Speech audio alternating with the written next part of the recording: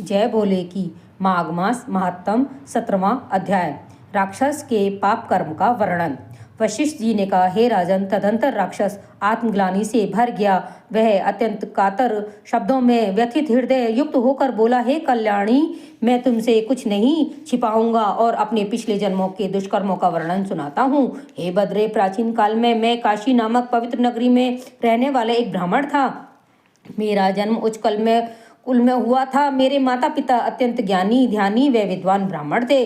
उन्होंने मुझे चारों वेदों तथा अनेक पुराण के शास्त्रों का ज्ञान व पठन कराया, परंतु मेरे हृदय में धन की प्रति लोभ जागृत होता गया। मैं धन संचय में लग गया, लोभ के वशीभूत में नीच कर्म में प्रवृत्त हो गया तथा चांडाल तक के धन दान लेने में लग गया। लोभवश ही मैं पाप कर्म में लीन हो गया। इस प्रकार पाप कर्म करते करते मैं वृद्धावस्था को प्राप्त हुआ और मेरी काशी में ही मृत्यु हो गई।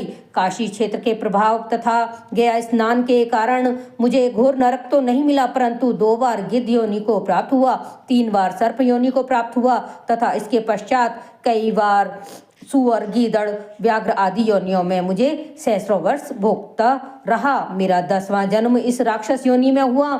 मैं प्रत्येक योनि में पाप कर्म करता रहा।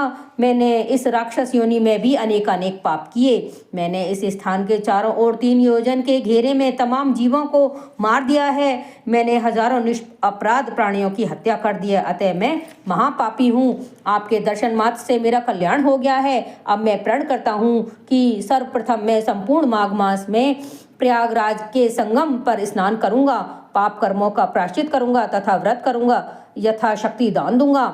मेरा आपके जल के स्पर्श मात्र से ही हृदय पवित्र हो गया है तथा मन की चंचलता समाप्त हो गई है।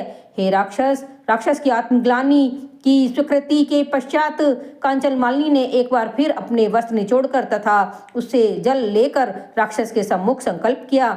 इस पुण्यदान से देखते ही देखते राक्षस तत्काल राक्षस योनि से मुक्त हो गया तथा शुद्ध पवित्र हृदय हो गया। इति माघ मास महात्म 17वां अध्याय संपूर्ण। धन्यवाद।